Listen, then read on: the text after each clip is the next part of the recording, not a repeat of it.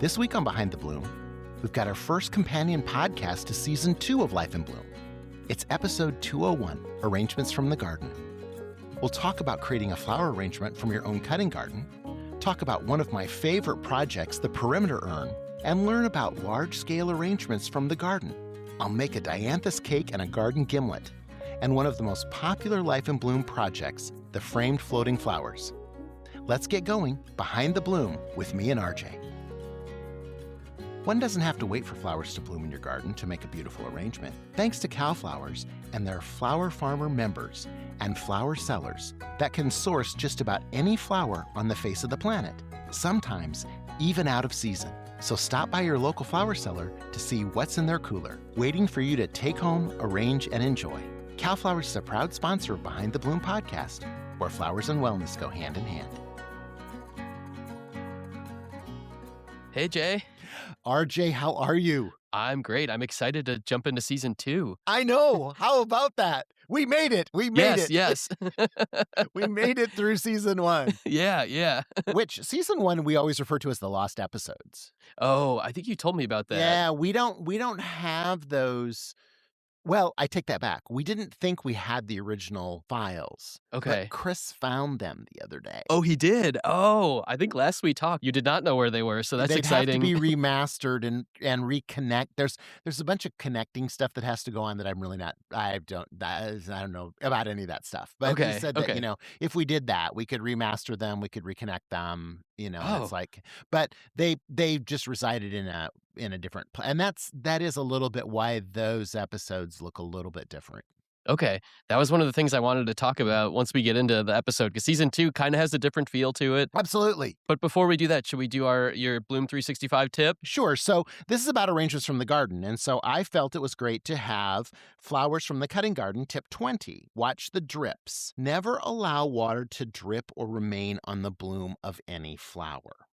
Water droplets on blooms promote botrytis, a fungus which will quickly spread and cause blooms to brown and decay. So if you've ever seen that, it just looks kind of like brown snot almost or something, Yeah. It's extremely contagious. Oh, okay. So if you're peeling it off something and then you touch another flower, you're going to send it over to that other flower too. Oh, okay. Making sure, and I see people a lot pick up flowers bunch to look at them, and then I notice that they're dripping on the flowers below them. Don't do that. If you want to look at them, take them away from the other flowers, create room for them, and don't let it drip down. And people are just like, oh, it's just water. Nah, that's a really bad thing. There's more than, okay. Yeah. And botrytis as a dry component resides on almost anything we own. Okay. But it will only activate once it has free moisture. Oh, I got you. Okay. So it can be on this microphone or on the corner of my glasses or something, but I wouldn't know that it's there until it would get wet. And then vegetation. It's the same thing that you would see on browning in the grocery store. If you saw celery or if you saw lettuce that had brown on it, a brown gooey type of thing, that's botrytis as well. So it's there already. It's just the water. Once the water touches it. Yeah, once water touches it. So you. water can be really, really an activator for that. Okay. There you go. All right. Yeah. Okay. Watch the drips. Watch the drips. So season 2. So before we get into, so it's episode 201, Arrangements from the Garden. Correct. But I was so curious before we get into it, most TV shows don't make it past one season, Jay. So you're now jumping into season 2. That must have been so exciting, right? It was. And we were scared because WKAR, the PBS station in Lansing, Michigan, was our presenting station. I guess I will admittedly say that I am extremely passionate about this show. And I am extremely passionate about the way that it looks, the way that it's filmed, the way that it's put together, the way that it gets edited, the way that the experience is for everybody. That's all very, very, very important to me. The GM of that station came to me and said, we don't really want to do another season with you because you're too much of a perfectionist and you're too hard to work with. Oh. And I was like, okay. I mean, and all right, and I was like, what do I do? And I felt like I was I didn't feel like I was being overly demanding, but I did demand that things went a certain way. That first season was edited by a student in their film program, which is a great way to give people experience. I'm all about that. That was wonderful. There were also things that had to be changed, because it didn't kind of flow the way that we wanted it to. But then there were other things that Elise did that were wonderful as well. So, I mean, there were things that we've kept all along because she did it that way, So it was just things like that. Well, I was like, oh no, what do we do? do? So I called my friend Judy, who is my rep at APT. She'll kill me for saying this. I always say that she's like my mother, and she's not old enough to be my mother. I am probably old enough to be her older brother. I trust her so much. And I Okay. trust her experience in the world of television so much. And I called her and I said, what do we do? WKR doesn't want to present us. Do I have to go find another presenting station? WGVU had already told us they don't present shows or distribute them. And so I was like, well, and we were so fortunate because everybody loved the show. Oh, yeah. So it was well received from the beginning. Right. So Yeah. then Judy called me. She goes, give me 10 minutes. I'll call you back. She called me back in 10 minutes. She said, we're going to present you. We'll be your presenting station. And I was awesome. like, oh, which is unusual too. But APT then became our presenting station. That started also our ability to be much more in control of the show, be a much more active participant, both for Kelly and I in the writing. In this season, we still used a writer. Her name was Stacey Walsh, and she wrote the first season for us. She wrote the second season, and then Kelly and I got a feel enough for it that we started writing it ourselves so that we could. Because sometimes Stacey's a great writer. She did a great job. She did a wonderful job. But Kelly knows my voice in my head. And so I was having to rewrite monologues or rewrite intros. I don't have to do that anymore because it's done. When I walk on the set, it's ready to go. Oh, so that's wonderful. it just saved us a lot of time. And we knew that we had gotten 70% of the stations wanted to air season 1. Oh, wow. And so then when we got going with season 2, it was even more. It was like 82%, and which is unheard of, and being part of the APT exchange. So let me get this out there too, because I think this is really important. We donate our shows to all stations. We do not take any money from American Public Television. We actually pay American Public Television to distribute our show. We pay the licensing and distribution for all the stations across the country. Anyone who wants to share it or show it as many times as they want to, for as long as they want to, forever in perpetuity, we don't get any money for that. Mm-hmm. And that is why we formed our foundation, to help us produce the show so that we could continue to pay those fees and that distribution and not have the television stations do it. And a really important piece right now in time, because with the Corporation of Public Broadcasting going away, we never got any money from Corporation for Public Broadcasting. Ours came from all of our underwriters. Those are the people who make it able for that show to be seen on all those stations wherever they are. And so it's really, really, really important for people to support their local public television station who's airing this show, because they have expenses beyond what Life in Bloom is. And we're not getting any money from that. So what money that you might want to think about giving us, give to your public television station so that those public television stations can stay on the air and keep providing you with this great content. Seasons 1, 2, 3, 4, 5, 6, 7, and soon to be 8 are all being broadcast all over the country. In the month of January, 5,174 times. Wow. On 365 channels in 175 different markets. So my gosh. it's out there. So I mean, and people love it. And so that's just my little commercial. Support public television and public media, and take care of your local station and enjoy watching us, because we are making that possible for you to be able to see it for free. So now that I've gone on that soapbox for no, we needed while, it though, Jay. okay. I mean, that was important. This first one was about arrangements from the garden. Mm-hmm. In the first episode, we talked about a range plant. So we kind of visited a range plant again. Right.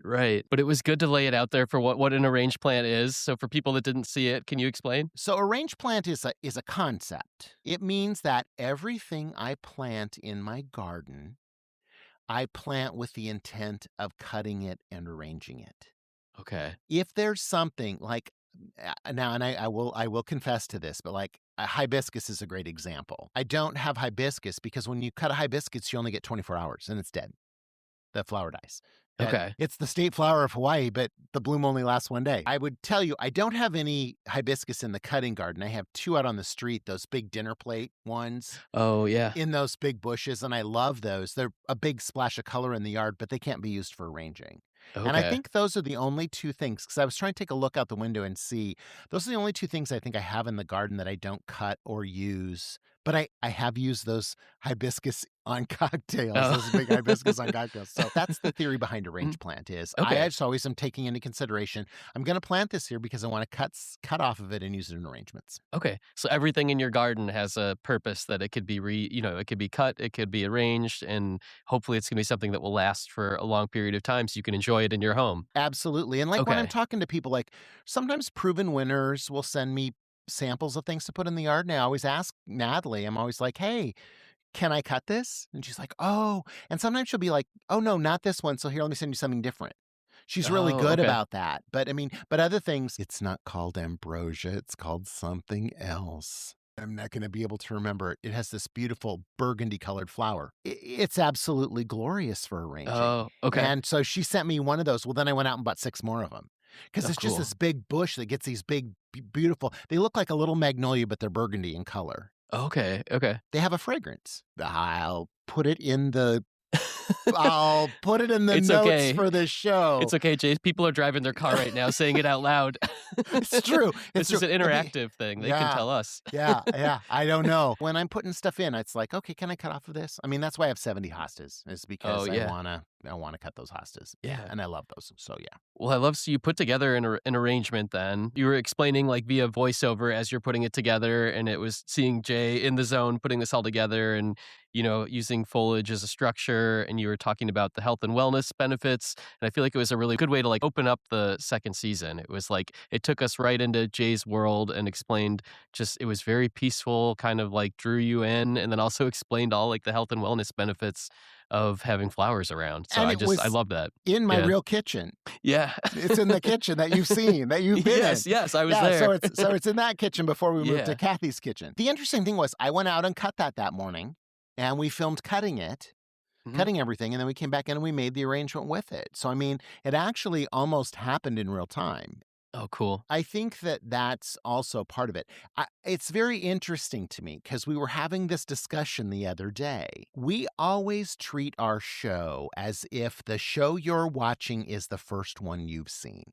Oh, how interesting. I love that. Yeah. That's advice from my friend Judy again, who always says, we never know when people are going to pick up. So we just think that it's great for you always to use that concept. And Chris was saying to me, I think we've done enough of the structure with greenery in the container because you say that all the time.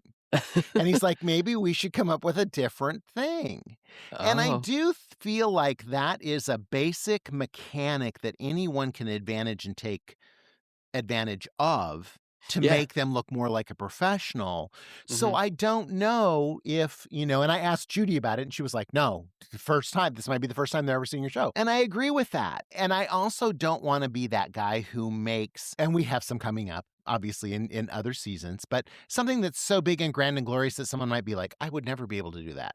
Oh, right, right. Yeah, what you make is accessible, and I feel like that's what's such a wonderful thing about it is you kinda take people along for the ride, and, Yeah. I was intimidated at first by arranging, and now I'm having a lot of fun doing it, and it's from watching your show and being like, "Oh, I could try this," I and think it's important to keep it in that. I mean, our 100th episode, which is coming up in season 8, I'm making an arrangement with 100 flowers.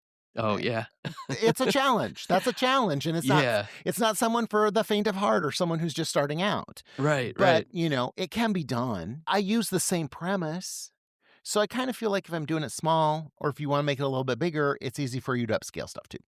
Oh, yeah. So, yeah. True. Well, after that segment, you did unexpected arrangements from your yard, and I loved that as well. That was so cool. There were these like kind of larger arrangements, and I loved unexpected. It was true because it was all these, I don't think there were flowers. It was more like larger foliage and greenery, but it It was all is. really, really beautiful. It's landscape foliage. Yeah.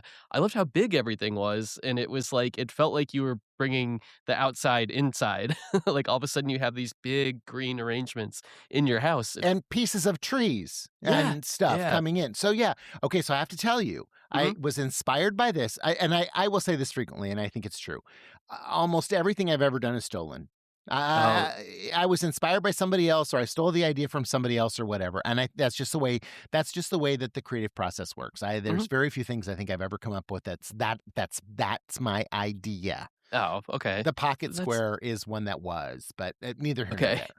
there. Okay. But I went to Des Moines, Iowa, and I went over to my friend's house. Her name is Els Tunison, and she lives in Des Moines, Iowa. She's from the Netherlands.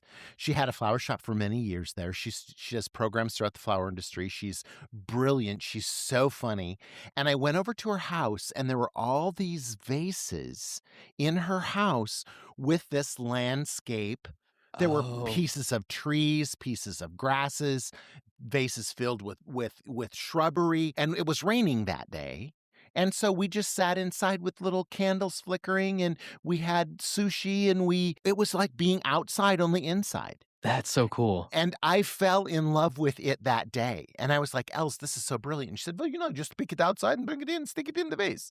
And I'm just like, exactly. That's exactly what you do. I love that. The grass one is my favorite. The grass one Oh, in that purple. yeah, It's that looks just really really cool. pretty wherever you put it. I love the grasses. I have probably 6 or 8. This last year, I had these big blue ones that I just were so cumbersome because they get to be 12 feet tall. This guy came in. I paid him to come in and rip them all out. I only had to pay him like $300 because I let him take them all because he's going to put them all Oh, in his yard, which is perfect. yeah, yeah. But they're just too big. And so I Okay. like things that are a little bit smaller because when I would bring those in the house, they would almost touch the ceiling in the living room. And you've been in there. It's got a Yeah, cathedral ceiling. I mean, it's right. That's gotta be really 14 tall. feet up there, and they were in a vase and like starting to brush the ceiling. And I'm like, I got to get rid of these things because and they made us unable to walk down the paths to the backyard. Because they were Oh, so okay. big, and we just couldn't. And then when they start to seed and stuff, then you got the seeds stuck to you and all the little fuzzies stuck to you. And so Oh, yeah. but yeah, I do love that. And I do love cutting off of trees and bringing a whole branch of a tree inside. It's really fun in the fall because you Oh, can bring them in and they'll turn. that's cool. Oh, And yeah. so that's kind of fun too. So, Yeah. and in the wintertime, I'll bring in the red branches out here and then I just string a few lights on them Oh, how and put them fun. in a vase. Yeah, And so I like cool. that too. So yeah, Yeah. those bringing the outside in is a pretty unexpected way to do it in your house. And I think it's very romantic too to have those like trees that are draping over the top of you, while you're sitting Right, on the yeah, couch. And so I yeah. love all that. The looking out the window and you get the plant on Yeah, the inside and on the outside. I don't know, it makes you feel absolutely. like you're out. It's a Yeah. whole lot of fun. It's a whole lot Yeah, of fun. yeah. Yeah.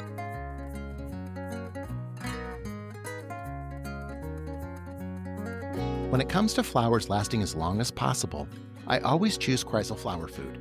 Flowers benefit from food and keeping the water clean. In my experience, Kreisel Flower Food does the best job. It's formulated by scientists. My favorite product is Kreisel Professional 3. Kreisel Flower Food products are available at their website, kreiselflowerfood.com. That's CHRYSAL flowerfood.com. And be sure to use our discount code, uBloom10, for 10% off your purchase.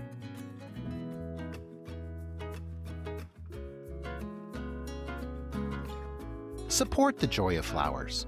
The Life in Bloom Foundation is a 501c3 nonprofit dedicated to flower education and inspiring a love of flowers in everyone.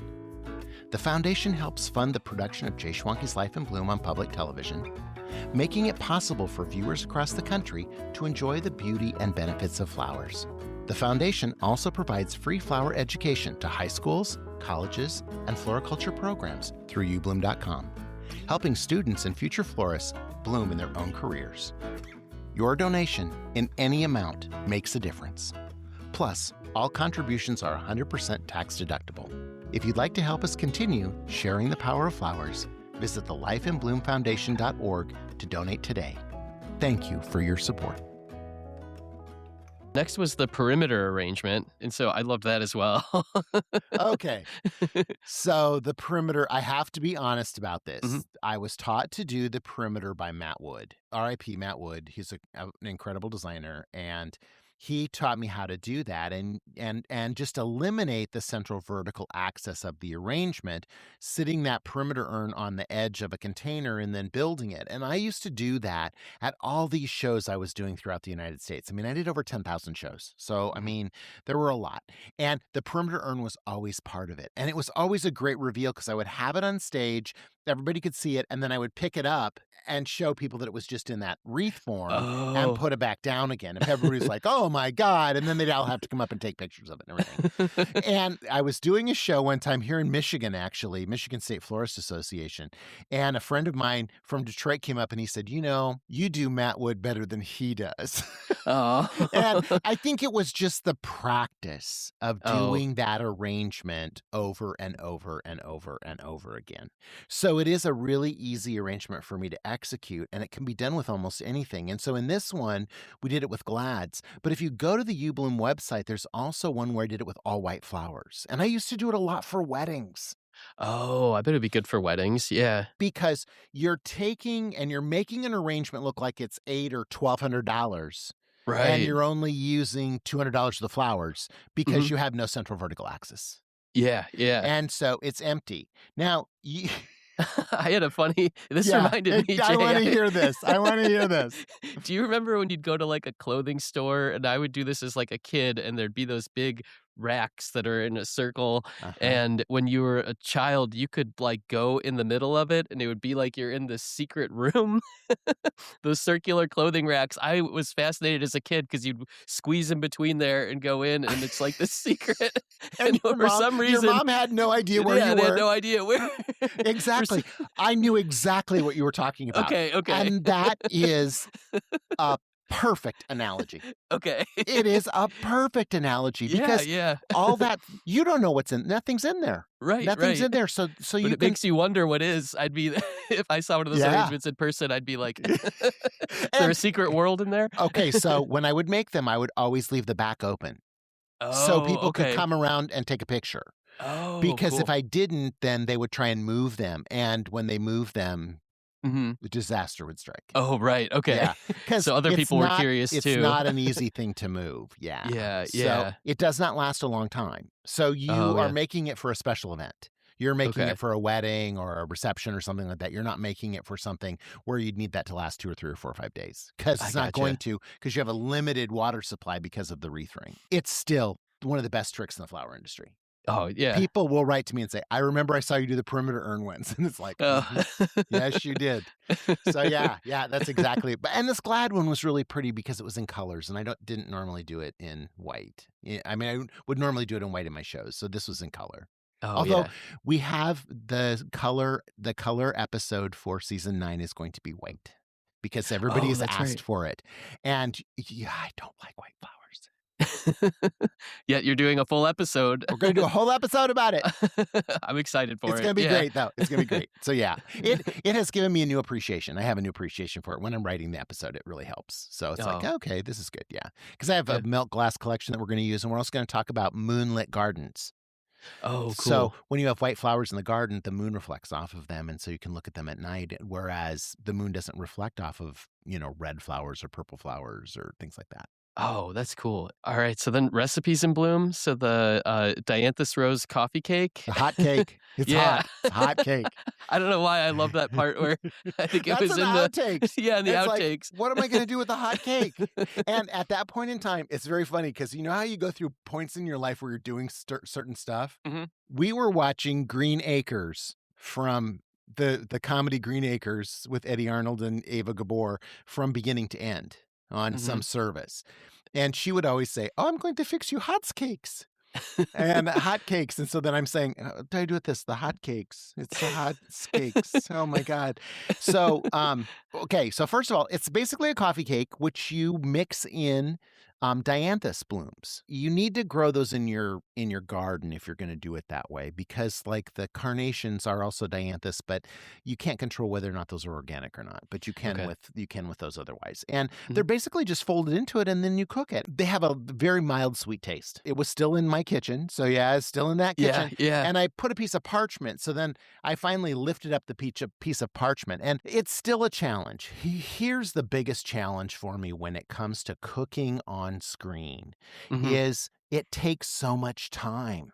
Oh, right. That's what I was wondering. If it's baking, do you because you have a got to let segment it that you're cool filming off. in the middle? Or Yeah, I mean, so we yeah. flip-flop back and forth, and we're like, okay, let's do this while this is cooking, and then Okay. let's do this while that's cooling off, and let's do this. So those days are pretty haggard, and that's a real purpose why we don't have a recipe and a cocktail in every show anymore. Is it's just Oh, easier to do a finite amount of those. okay. I'm a lifestyle show, I'm not a cooking show. So Yeah. I can't imagine what it's like to work with Jacques Pepin or Lydia Bastianich and have to cook all that stuff and, Right, right. and how long Yeah. that must take. It must, Yeah. I would love to go see, and I would love to see how that all that is. Christina Right, right. cooks too. She's a friend of mine, and I just don't know. It's just Yeah. like, I have such respect. Timing it all out. Making it look beautiful. Right, right. That's when the food stylist comes in. Yes, yes. Yeah, exactly. And I have a Yeah, who Rolodex you of food stylists. Yes, Yeah, yes. yeah. So you taught me. So yeah, it was a hot cake. It was straight- It made me laugh. It was such a real moment caught on film. There's these things that pop up on set where it's like, all right, we didn't, hot cake, we got to figure this out now. We're rolling. How do we get this out of Yeah, here? yeah, yeah. Yeah. Limited time. It's true. It's true. Yeah, yeah. There was a lot of stuff that went on in that kitchen because the kitchen was so crowded. When you have 9 people filming and Oh, 5 yeah. cameras set up and sound and all that stuff. And so many times if they needed to do B-roll, I would just sit on the floor in the kitchen. Oh, just hide. And so then I was just hiding back there. And then, or I would do puppet shows. I'd stick stuff up and do little puppet shows and stuff because I was just trying to amuse myself. But yeah, and Yeah. it's a mess. Nick Stellino, who also has a show on PBS, we both have said this. I'm so thankful we don't shoot in our home. We don't shoot inside the house as much yeah. as we used to. Yeah. P. Allen Smith was the smartest one in the whole world because he built his house to be filmed in.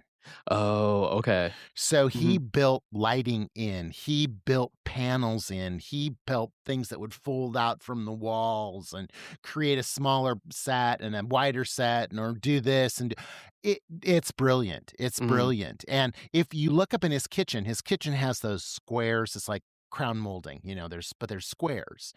Well, there's a light in every square. Oh, wow. And then there's a whole set of controls for those. But normally when you flip on the light, there's just like 3. Right. But you can right. turn them all on so that you have that. And like we have boards that even, how in our kitchen there's open parts at the back. There's boards where lighting and cameras went.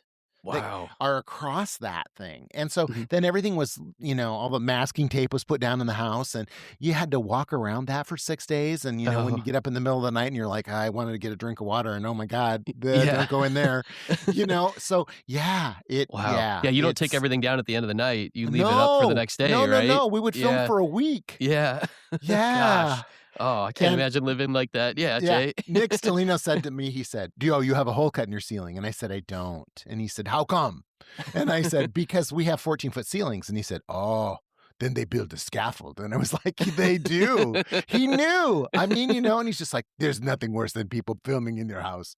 And I was just like, yeah, I mean, it's one of those sacrifices, but I mean, it is. And we're so thankful we go to Kathy's. Oh, yeah. And also the reason that Kathy usually takes a vacation when we do that, she'll be like, okay, I'm going to leave and I'll be back in 5 days when you guys are done.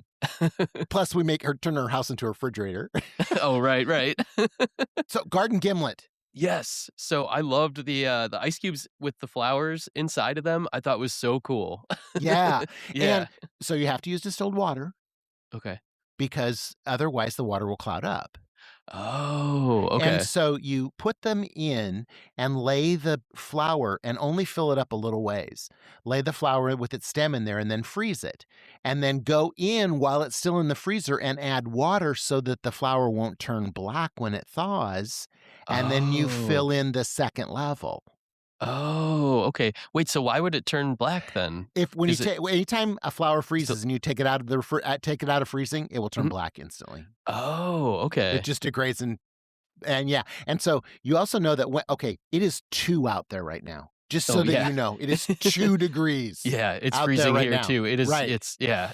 So you can take a flower out there and set it out there for 5 minutes and bring it in the house and hit it on the table and it will shatter like glass. Really? Yeah. Wow. Yeah.